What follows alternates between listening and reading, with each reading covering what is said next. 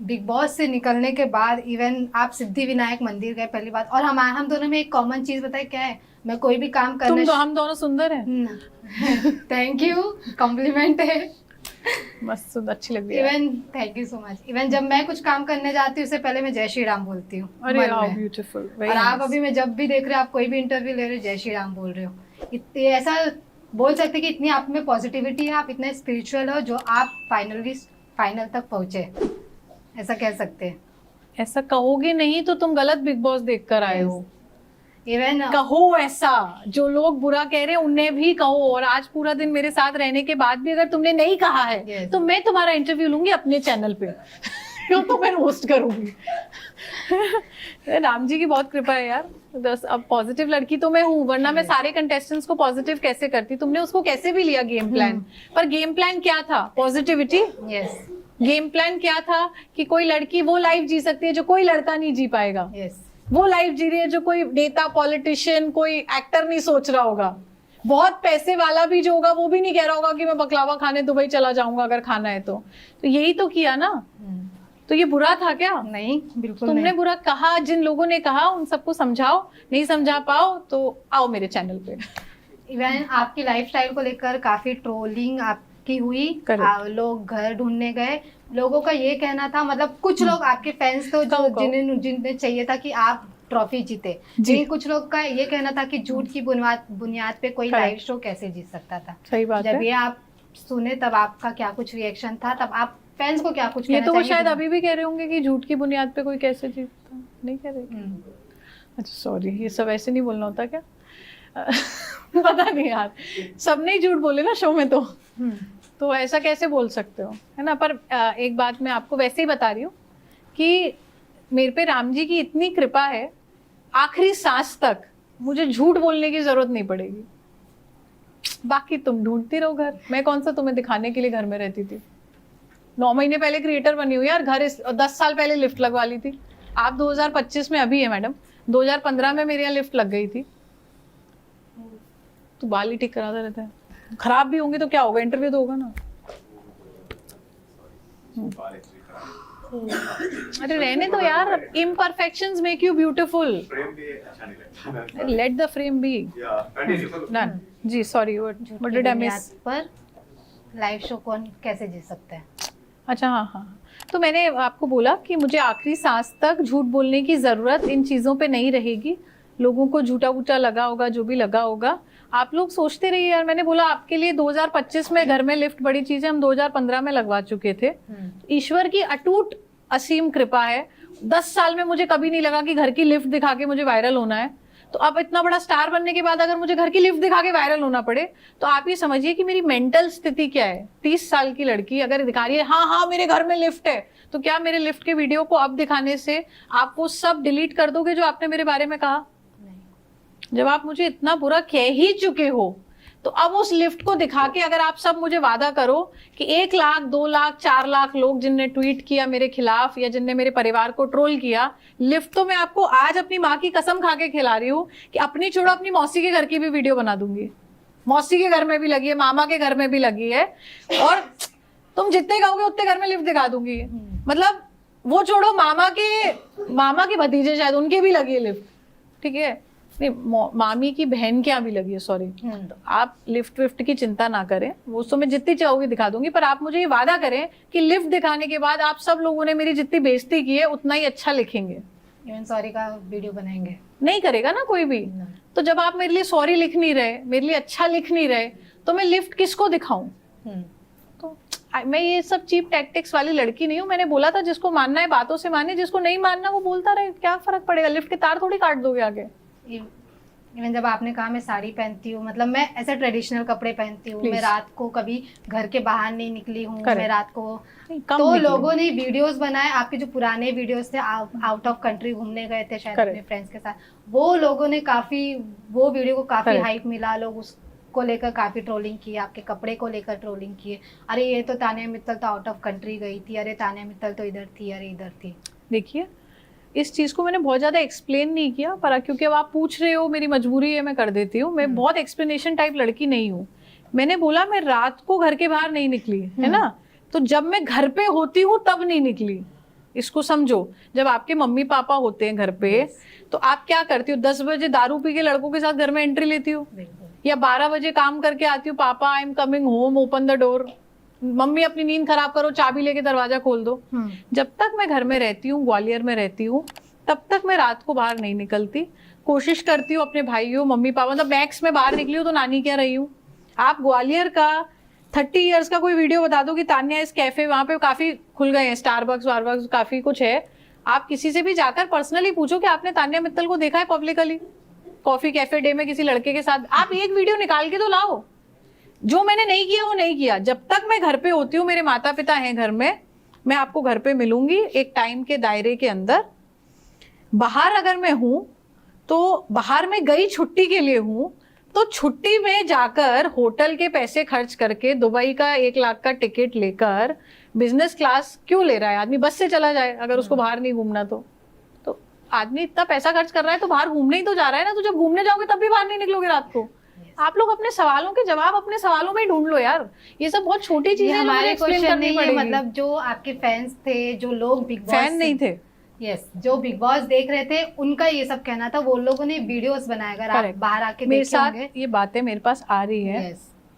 आपका नाम भूल गए? साक्षी शर्मा। साक्षी मैं आपको बोल रही हूँ ना साक्षी, मुझे अच्छा नहीं लग रहा ये सब एक्सप्लेन करने में, है ना। मेरे लिए बहुत छोटे सवाल है साक्षी।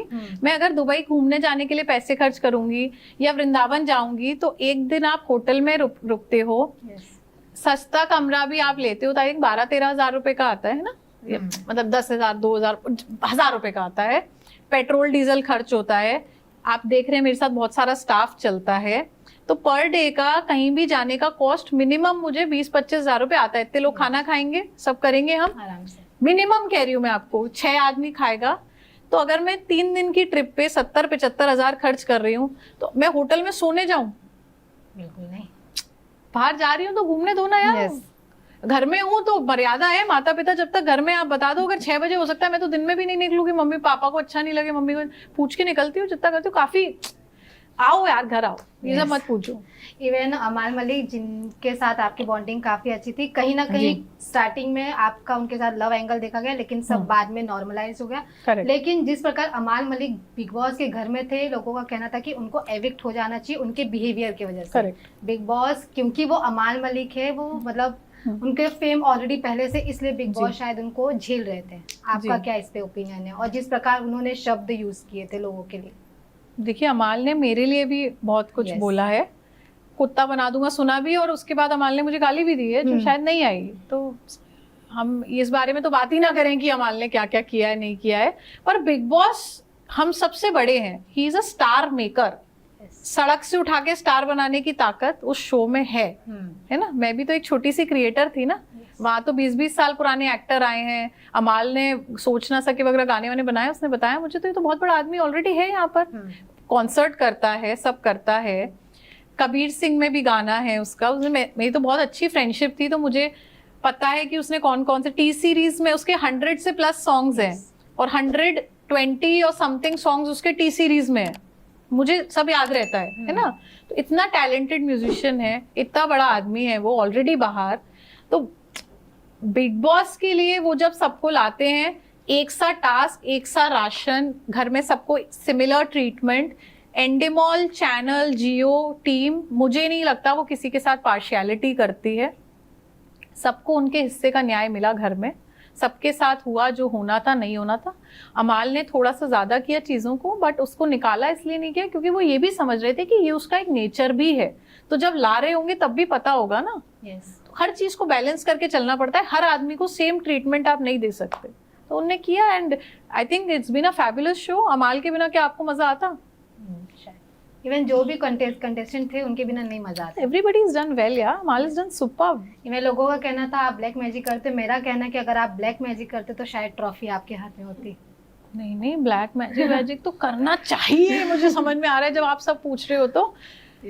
अब कोई बात नहीं, लास्ट ना, लेटर आस्क इट्स ओके। तो ब्लैक मैजिक वगैरह मैंने बोला, भी थोड़ा गलत है ये बात बोल के कि ब्लैक मैजिक वगैरह जो है मेरी मम्मी ने नहीं सिखाया है। मैं एक 12th पास लड़की हूँ।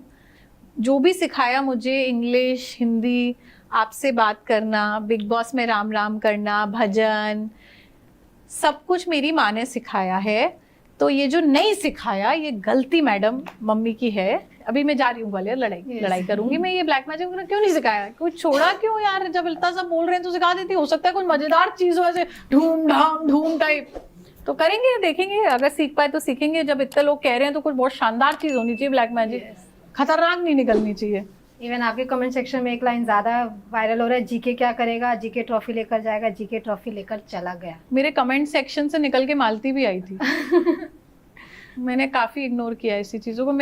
यार वो थोड़ा सा साइको पीस नहीं होते कि वो जैसे अर्जुन को मछली की आंख दिखती थी, मेरे को सिर्फ अपनी तारीफ दिखती है। वो बुराई वाले कमेंट पढ़े नहीं, ये सब आप बता रहे हो। अपन कमेंट, मैं मालती की तरफ ध्यान नहीं दिया, वो कमेंट सेक्शन से निकली थी, तो ये क्या चीज है? रखो अपने कमेंट अपने पास। इवन आपके साड़ी, आपके जो घाघरा थे, बिग बॉस में काफी चर्चित थे। Out of the context question मैं पूछना चाहूंगी, प्लीज बेटा, अगर आपका कोई एक साड़ी मतलब काफी वायरल हुआ था, लड़कियों को काफी पसंद आया था आपका साड़ी, कौन सा? कोई भी साड़ी आप जो भी सारे ही आए होंगे ना? यस, फिर ठीक है। तो फिर अगर कोई एक साड़ी आपको ऑक्शन में देना हो, कौन सी साड़ी दोगे, कौन से कलर की थी, वही बता सकते हो, और कितना रुपए का? सुरभि ना? सुरभि। नाम क्या आपका? साक्षी। साक्षी शर्मा, ब्राह्मण। हाँ, यार अच्छा लग रहा है। साक्षी, एक साड़ी क्यों ऑक्शन करेंगे? 5 साल के कपड़े ऑक्शन करवा दो, रिपीट तो मैं करती नहीं। यस, एक आध साड़ी ऑक्शन है, वो वैसे भी बहुत जगह लेनी पड़ती है। मेरा भाई बहुत परेशान हो जाता है, इसलिए लोग कंफ्यूज भी हो रहे हैं। 2500 स्क्वायर फीट, 10,000 स्क्वायर फीट। मेरे से भी गलती हो गई, मैं बता नहीं पाई अलग अलग जगह कहाँ साड़ियाँ रखी है। मैं उसको क्लैरिफाई नहीं किया, फिर मुझे बहुत छोटा सा महसूस होता है कि नहीं ये एक हमारे घर में जगह है, ये हमारे यहाँ पे जगह है। ये तुम आके नापो यार, इंची टेप से मेरा क्या जा रहा है? मेरी सब जगह बहुत साड़ियाँ हैं, भगवान की बहुत कृपा है, और हमारे ईश्वर की कृपा है कि आप एक साड़ी छोड़िए 5 साल की साड़ियाँ ऑक्शन करा सकते हैं, क्योंकि रिपीट ज्यादा नहीं की है। कुछ साड़ियाँ हैं जिनमें मैं कुछ मंदिरों के दर्शन किए हैं, तो उसमें मुझे ऐसा लगता है कि ईश्वर का आशीर्वाद है। कुछ साड़ियाँ हैं जो मैंने अपने फादर के साथ, मदर के साथ पहनी है, या अम्मू, और जैसे रोया तो उसका रुमाल बांधा था ना मैंने, तो कुछ साड़ियों में मेरा इमोशन है। वही 20 साड़ी होंगी जो मैं रिपीट करती हूँ कभी एक आध बार साल में। बाकी की 5 साल की मैं मुंह से बात करती हूँ, पूरी ऑक्शन करवा देंगे, रेट जो चाहे आप लगा लो। पैसे का लालच कभी नहीं था। बिग बॉस की सबसे बुरी चीज जो आपको सबसे बुरी लगी और सबसे अच्छी चीज हो, आप कभी नहीं भूलेंगे? कैसे भूलूं यार ये सब। मुझे बुरी चीज मैं कुछ भी नहीं कहना चाहती, क्योंकि कोई एक चीज को बुरा कहने का मतलब है बाकी सारी बुरी चीजों को छोटा महसूस कराना। टॉप क्लास बुरा हुआ है। सब बुरा एक समान, सारा बुरा सबके साथ। I give a dam. मैं सारा बुरा भूल जाना चाहती हूँ। एक अच्छी चीज मेरे साथ शो में हुई, वो था दी सलमान खान। सपना पूरा हो गया, बाकी क्या फर्क पड़ता है। इवन आज मैं सलमान खान सर को देख कर आ रही हूँ एक इवेंट के दौरान। मैडम मैंने क्या बोला, एक चीज बहुत अच्छी हुई, सलमान सर ने मेरा नाम लिया, किसी भी वजह से लिया, बार बार लिया। कितने लोगों को इस जन्म में ये नसीब मिलेगा? बिल्कुल, तो वो याद रहेगा, ताउम्र पूरी जिंदगी याद रहेगा। लास्टली अपने फैंस को क्या कुछ मैसेज देना चाहेंगे जो अब बोल रहे हैं तानिया मित्तल डिजर्विंग थी, तानिया मित्तल के हाथ में भले ट्रॉफी नहीं आई लेकिन उन्होंने लोगों का दिल जीता, बिग बॉस को बनाए रखा? देखिए, मेरे जो भी फैंस हैं जिन्हें लग रहा है मैं डिजर्विंग थी और नहीं जीत पाई, मैंने आज उन्हें सिद्धिविनायक का वीडियो डाल के पूछा भी क्या मैं हार गई। मैं पढ़ रही हूँ कमेंट्स, हम सब बात कर रहे हैं, थोड़ा मन में उनके है जो भी, मैं उनसे बात करती रहूंगी। मैं उन्हें यही समझाने की कोशिश करूंगी कि जीवन में हर जंग जीतने के लिए नहीं लड़ी जाती, कई बार जंग में होना भी आपकी जीत है, तो इसको आप दिल पे ना लीजिए। हम नहीं जीते तो क्या हुआ, कोई और जंग लिखी होगी जो हमें ही जीतनी है। तो there is, you cannot compare the sun and the moon, they have a different time to rise, they rise when it's their time। तो जब मेरा वक्त आएगा विनर होने का तो मैं कहीं ना कहीं जीत जाऊंगी। आप परेशान ना हो, मैं कोशिश करूंगी आपके लिए कुछ जीत के लाऊं, क्योंकि आप लोग दुखी हो रहे हैं, मुझे बुरा लग रहा है। क्यों दुखी हो रहे भाई? मैं घर जा रही हूँ, मम्मी मिलने वाली है, चूल्हे में जान दो सब कुछ। एक लास्ट क्वेश्चन पूछना चाहूंगी जो कि पर्सनली मुझे भी काफी हर्ट किया था। जिस प्रकार आपके मम्मी पापा ने भी एक स्टेटमेंट जारी किया था, मतलब उन्होंने कहा था कि आपको जिस प्रकार ट्रोलिंग किया जा रहा है, जिस प्रकार बोला जा रहा है, अब वो कैसे हैं जब आप उनसे घर से निकलने के बाद मिले, उनकी मानसिक स्थिति कैसी है, उन्होंने कितना, कब आए मम्मी पापा स्टेटमेंट लेने? अब मतलब तुम किसकी मम्मी का वीडियो निकाल के लाई? मेरा नहीं था एक स्टेटमेंट। तुम घर आओ, मेरे मम्मी पापा पार्टी कर रहे होंगे, दुबई का बकलावा खा रहे होंगे मेरे पीछे से, तो ये सब चीजें आप ना सोचें कि मेरी फैमिली इन सब चीजों से हिलेगी। वो बहुत स्ट्रांगली रूटेड लोग हैं, उन्हें तो हंसी आ रही होगी सोच के कि लिफ्ट पे लड़ रहे हैं, तो वो सोच रहे होंगे ये भी नहीं जवाब देगी, वो मेरे को भी जानते मैं भी साइको केस हूँ। तो सब बहुत मजेदार फैमिली है मेरी। बस वो मेरे लिए बहुत दुखी है जो मेरे साथ हुआ। तो मैं अभी ज्यादा बात नहीं कर रही हूँ, क्योंकि मैं बात कर रही हूँ मेरा रोना आ रहा है, मैं थोड़ा ट्रॉमेटाइज्ड हूँ। मैं इसलिए बॉम्बे रुकी हूँ 3-4 दिन अपने आप को नॉर्मल करके, फिर सबसे मिलूंगी। आप लोग को सेल्फी भेजूंगी। सब लोग को लग रहा है कि मैंने अपनी मम्मी छुपा ली परिवार का सच बताने के लिए, but I think it's time. When I go home the first thing you will see is a selfie with my mother. और मैं आपको कुछ दिखाने में इंटरेस्टेड हूँ नहीं। Thank you so much Tania ji, and congratulations and all the best for your future upcoming. Thank you जी। जय श्री राम। जय श्री